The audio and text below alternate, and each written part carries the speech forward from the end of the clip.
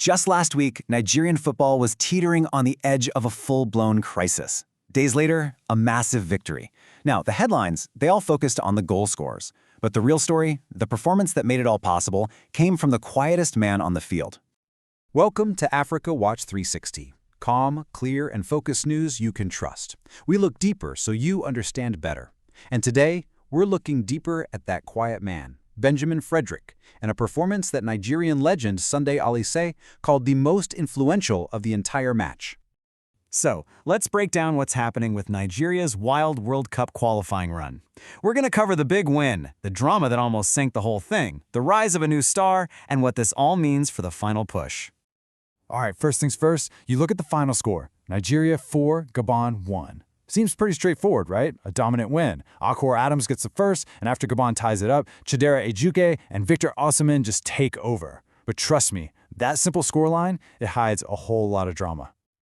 I mean, this victory wasn't a fluke. The Super Eagles are on a tear. Look at this. 8 goals in their last 2 must-win matches. You had the 4-0 win over Benin, now this. Of course, star striker Victor Osimhen has been on fire. A hat-trick in one, 2 huge goals in the next. So the attack is clearly clicking. The real question was, would off-field drama completely derail them? And that brings us to the turmoil. This win almost didn't happen. Just 48 hours before this massive game, the whole camp was thrown into chaos. We're talking about a serious dispute over unpaid bonuses that threatened to just unravel the entire campaign. This wasn't some small disagreement, it was a full-on standoff. Let's just walk through how close this came to disaster. On Tuesday, the players flat out refused to train. They'd had enough. For a minute there, it really looked like the match itself might be in doubt. But then, on Wednesday, the president of the Nigerian Football Federation, Ibrahim Gusau, he stepped in personally. And somehow, by Thursday, the team was on the pitch, focused, and winning 4-1. And you don't have to take my word for it. Victor Osimhen said it himself after the game. He gave a big kudos to the NFF president for getting it sorted out so quickly. You know, his statement really shows you just how tense things were and how important it was for leadership to step in and get everybody back on the same page. So, the crisis was handled, the goals were scored. The easy story here is about resilience and Osimhen's finishing. But if you look a little closer, there was another, maybe even more important reason for this victory. And that's where Benjamin Fredrick comes in. While all the cameras were on the goal scorers, it was this 20-year-old center back who was the quiet anchor of the team. He put in a performance that has the real students of the game, well, they're talking a lot.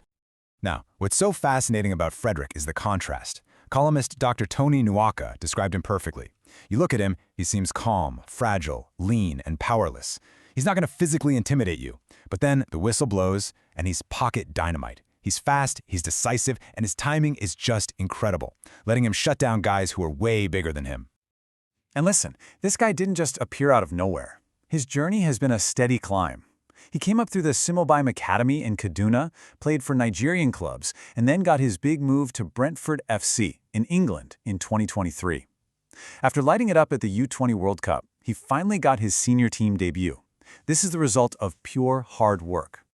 And here's the part most people miss when they just look at the score. All those goals, all that attacking freedom, it doesn't happen unless you have an absolutely solid foundation at the back. And that stability, a huge part of it came from this young, unassuming defender. And it wasn't just a few people who noticed. While the casual fan might have missed his impact, Fredrick's performance got rave reviews from some of the biggest names in Nigerian football, guys who know exactly what to look for. I mean, just look at the analysis from former Super Eagles captain Sunday Oliseh. He straight up called Fredrick the most influential player on the pitch. And Oliseh, he's a tactical genius. He pointed out Fredrick's positioning, his pace, but you know what the highest praise was? Played simply. In defense, simple is brilliant. It's mastery. To put that into perspective, Dr. Tony Nwaka took it a step further. He compared Fredrick to the legendary Yisa Shofalue, a man they called the Dean of Defense. Now that isn't just a nice compliment. That's basically saying Nigeria might have just found its next generational defensive anchor. So you put it all together. You have this brilliant young defender emerging, the payment issues are sorted out for now, and the attack is firing on all cylinders. It's all building towards one massive goal, getting back to the World Cup. And you have to understand the year 2022 is like a shadow hanging over this entire campaign. Failing to qualify for the last World Cup in Qatar, that was a huge blow for a football-crazy nation like Nigeria. You can bet this team is carrying the weight of that memory with them. You can hear it in Osimhen's words, plain and simple. He says the team has the talent, but more importantly, he says everyone is hungry because they missed the last one. This isn't just about winning a game. It's about redemption. It's about restoring national pride. So all of this, the drama, the brilliance, the comeback, it has all led to this one final, decisive match. One game now stands between the Super Eagles and a spot in the Intercontinental Playoff. It's the last door to the 2026 World Cup.